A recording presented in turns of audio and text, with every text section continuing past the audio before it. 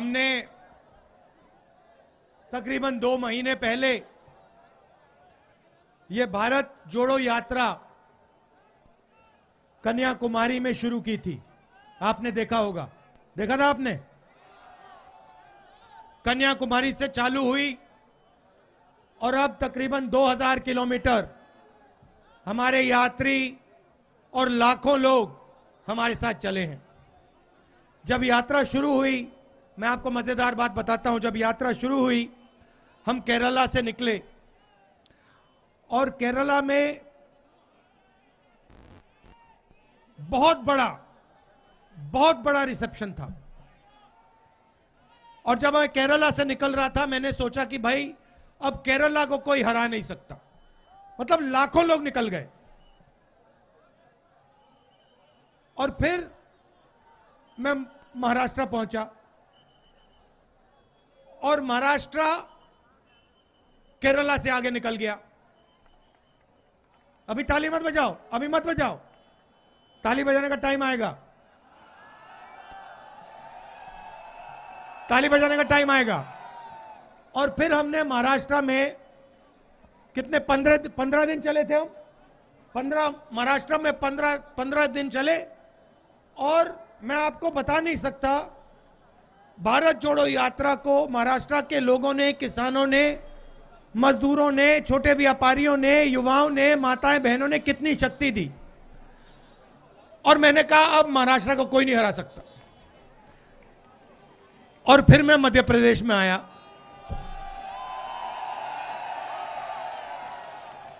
और पता लगा कि मध्य प्रदेश ने पहले दिन में महाराष्ट्र को हरा दिया। आप उनसे भी आगे निकल गए। तो जिन्होंने आज भारत जोड़ो यात्रा को अपनी शक्ति दी, अपना प्यार दिया, उनको मैं दिल से धन्यवाद करना चाहता हूं। और जिन्होंने आज इस यात्रा को ऑर्गेनाइज किया, उनका भी मैं दिल से धन्यवाद करना चाहता हूं। आपको ए ग्रेड में देना चाहता हूं। सारे कांग्रेस के कार्यकर्ताओं को, कांग्रेस के नेताओं को, और खास तौर से जो हमारी मध्य प्रदेश की जनता है, आपको मैं दिल से धन्यवाद करता हूं। अब भैया, अब ताली बजाने का टाइम है। देखिए,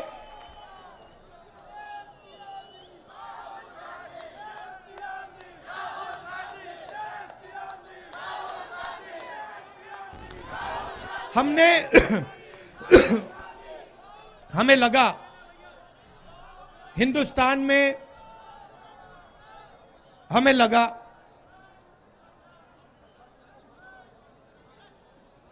कि नफरत,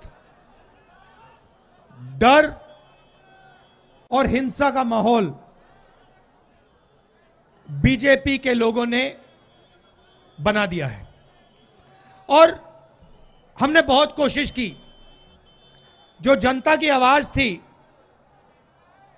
चाहे वो किसानों की आवाज हो, मजदूरों की आवाज हो, छोटे व्यापारियों की आवाज हो, हमने पहले उसको लोकसभा में, राज्यसभा में उठाने की कोशिश की।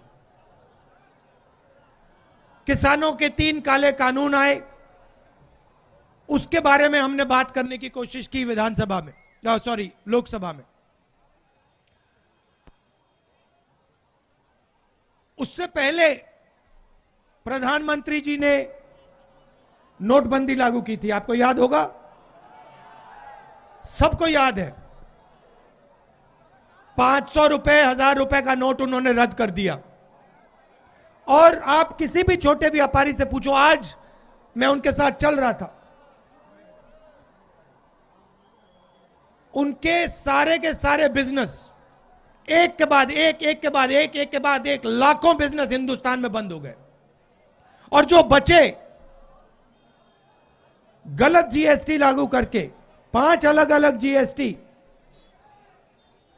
28% तक टैक्स, लागू करके उन्होंने जो बच गए थे उनको भी उड़ा दिया। आज नहीं, देखिए, पार्लियामेंट में हमने बात उठाने की कोशिश की और जब भी हम पार्लियामेंट में बात उठाते थे, जैसे ही हमने बात उठाई, मैं आपको दिखाता हूं क्या होता था। ऐसे माइक ऑफ हो जाता था।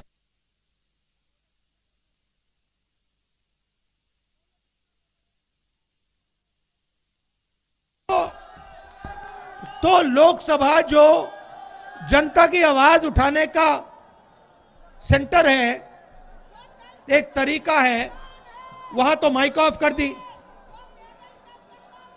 बीजेपी ने, अच्छा, मैंने शुरुआत में कहा, भाइयों और बहनों, प्रेस के हमारे मित्रों, मित्र तो हैं मगर हमारी बात कभी नहीं उठाते।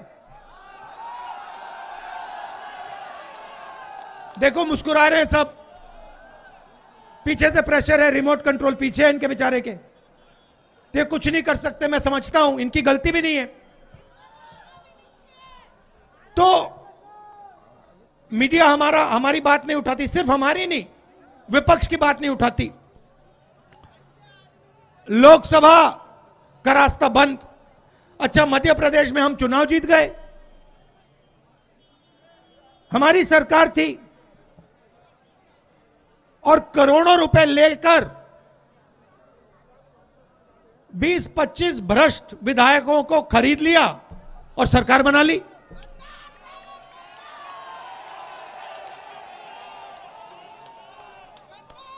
मेरा कहना है, हमने भारत जोड़ो यात्रा क्यों शुरू की? क्योंकि सब लोकतांत्रिक रास्ते बंद थे। लोकसभा बंद, चुनाव का रास्ता बंद। मध्य प्रदेश में हम चुनाव जीत के आए। प्रेस का रास्ता बंद। बाकी जो संस्थाएं, इंस्टीट्यूशंस हैं, उनको सबको आरएसएस, बीजेपी ने पकड़ रखा है, अपने लोग भर रखे हैं। जुडिशरी पे दबाव डाल रखा है, कोर्ट्स पे दबाव डाल रखा है। तो हमने सोचा एक ही रास्ता है और कोई रास्ता बचा नहीं है। सड़क पे उतरो, जनता से गले लगो, किसानों की बात सुनो, मजदूरों की बात सुनो, छोटे व्यापारियों की बात सुनो और उनसे सीधा जाके जुड़ जाओ।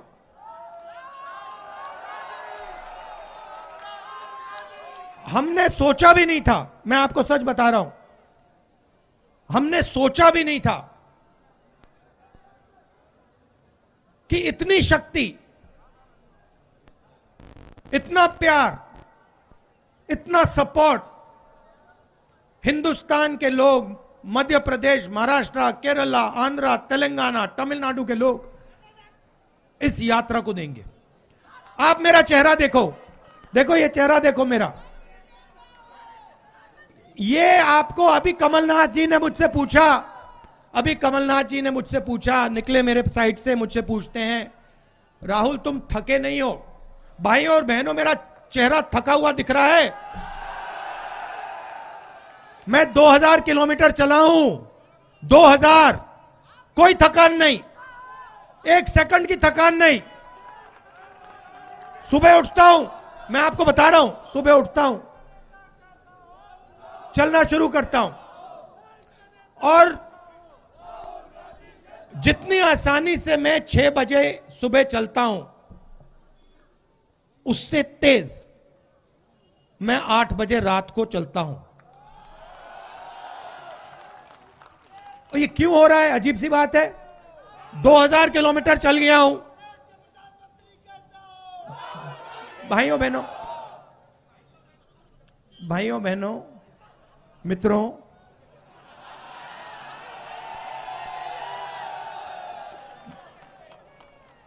अच्छा, यात्रा में दूसरी बात होती है। यात्रा में हम 8 घंटे चलते हैं, 8 घंटे चलते हैं और आपकी बात सुनते हैं, ज्यादा नहीं बोलते। मैं ज्यादा टाइम चुप रहता हूं। जो मेरे साथ चल रहे हैं उनसे आप पूछ लो। आज मेरे साथ किसान चले हैं, युवा चले हैं, माताएं बहनें चली हैं, व्यापारी चले हैं, पंडित चले हैं। मैं बोलता नहीं हूं, मैं सुनता हूं। दो तीन सवाल पूछता हूं। कैसे हो, परिवार कैसा है, क्या कर रहे हो, क्या मुश्किल है, किन चीजों को बदला जा सकता है, यह सवाल पूछता हूं और सुनता हूं। 8 घंटे सुनता हूं और घड़ी देख लेना आप, 15 मिनट 20 मिनट में बात करता हूं, मतलब 8 घंटे सुनता हूं, 15-20 मिनट बोलता हूं,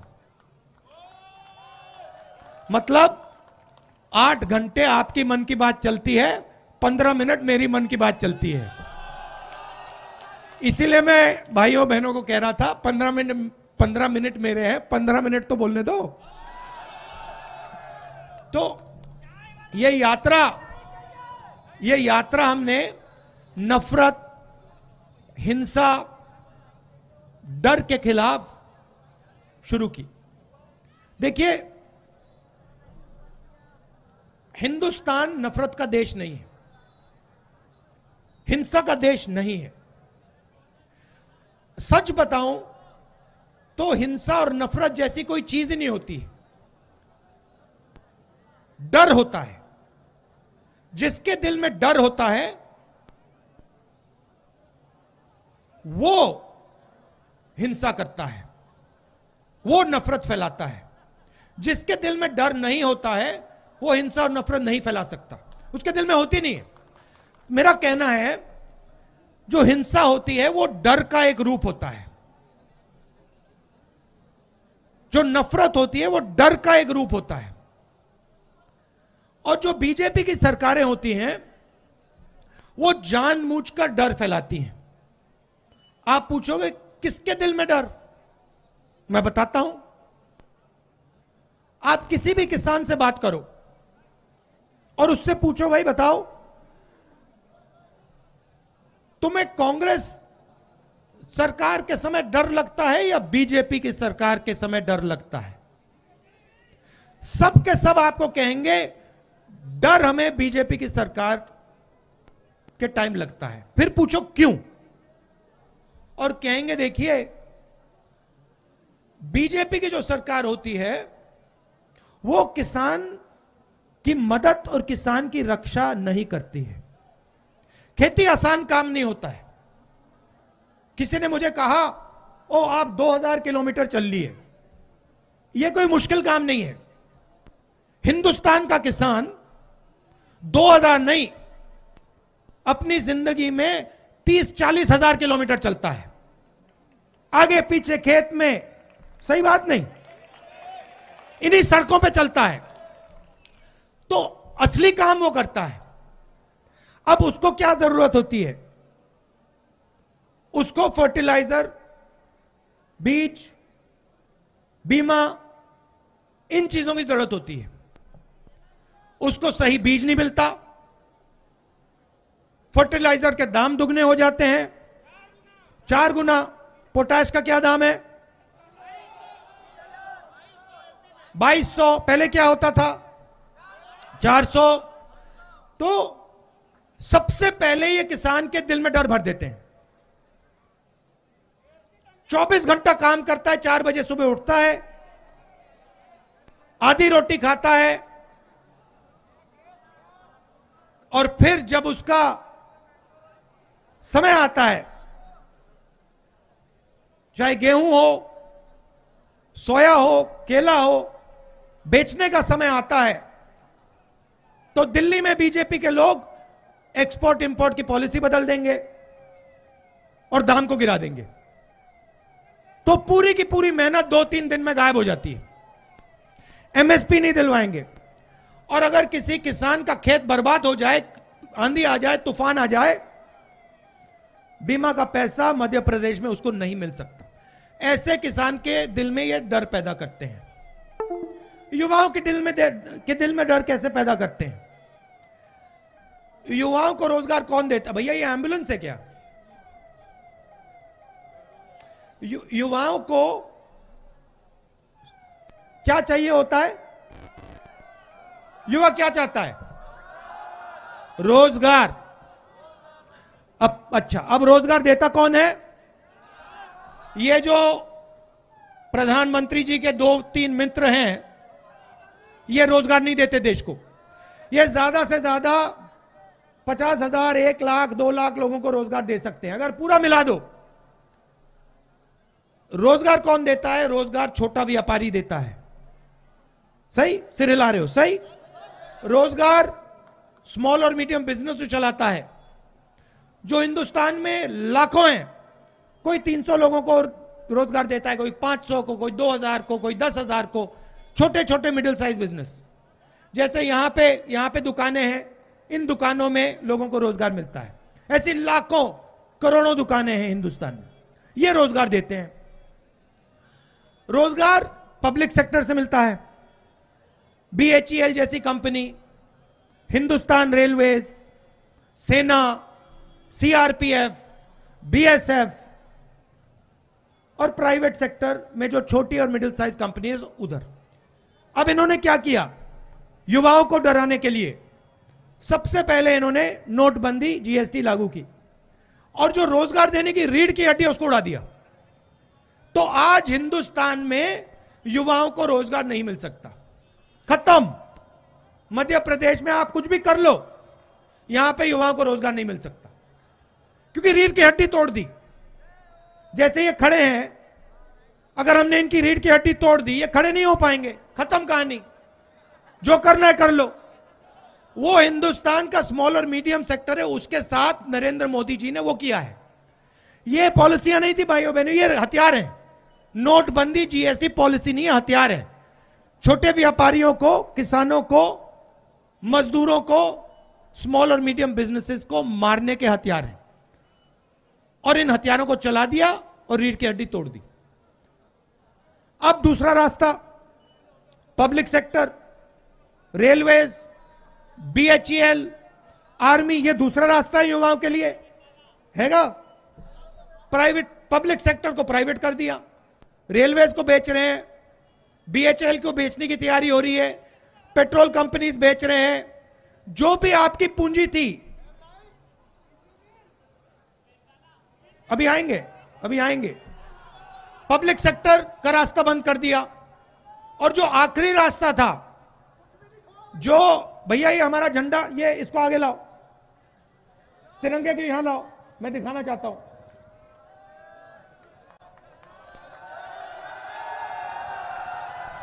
इसको हाँ ऐसे पकड़ो। अब देखो ये, अब देखो, मैं आपसे सवाल पूछना चाहता हूं, इसकी रक्षा कौन करता है? इसकी रक्षा हिंदुस्तान की सेना करती है, सही। एयरफोर्स करती है, नेवी करती है। अब मुझे आप बताइए, इन सड़कों पे हजारों युवाओं ने मुझे कहा है कि हमने इस झंडे की रक्षा करने के लिए ट्रेनिंग की है। 4 बजे सुबह हम उठते हैं और दौड़ते हैं, वेट लिफ्टिंग करते हैं।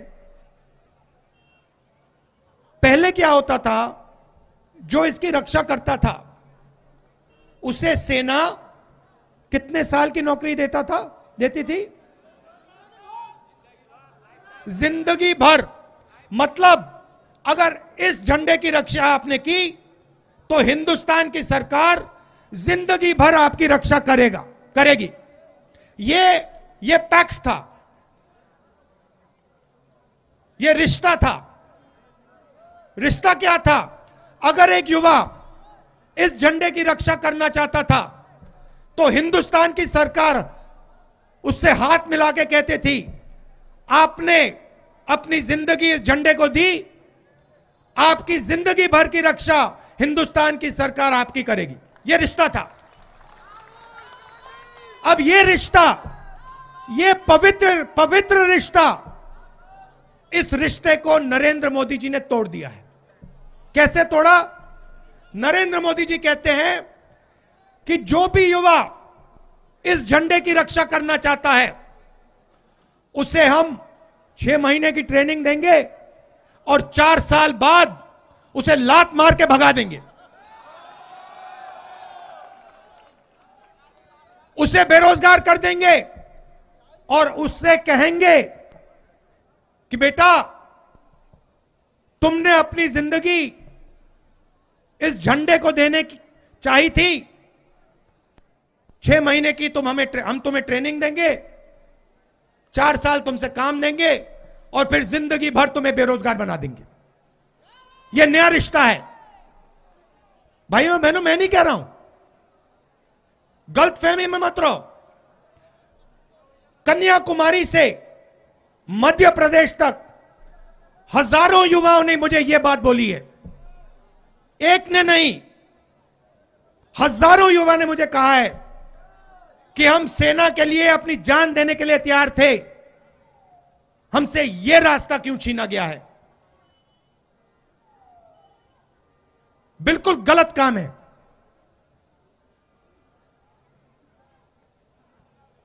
तो सारे के सारे रास्ते बंद कर दिए हैं। सेना का रास्ता बंद कर दिया, पब्लिक सेक्टर का रास्ता बंद कर दिया, सरकारी नौकरियां जो होती हैं उसका रास्ता बंद कर दिया। क्यों? डर पैदा करना चाहते हैं किसानों के दिल में, युवाओं के दिल में, मजदूरों के दिल में। क्यों? क्योंकि भाई और बहनों उस डर को वो नफरत में बदलना चाहते हैं। भाई को भाई से लड़ाना चाहते हैं। क्यों?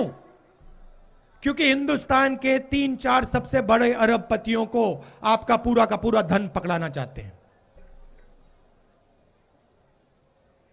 यह सच्चाई है।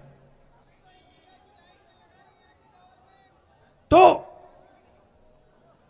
भारत जोड़ो यात्रा का काम क्या है? जो भाई को भाई से लड़ाया जा रहा है, जो डर फैलाया जा रहा है, सबसे पहले उसके खिलाफ खड़ा होना। एक बात मुझे बताइए, बुरहानपुर जो है किस लिए जाना जाता है? बताइए। यह नफरत के लिए जाना जाता है क्या? क्या कहते हैं कि बुरहानपुर नफरत का सेंटर है? ना, कहते हैं बुरहानपुर मोहब्बत का सेंटर है।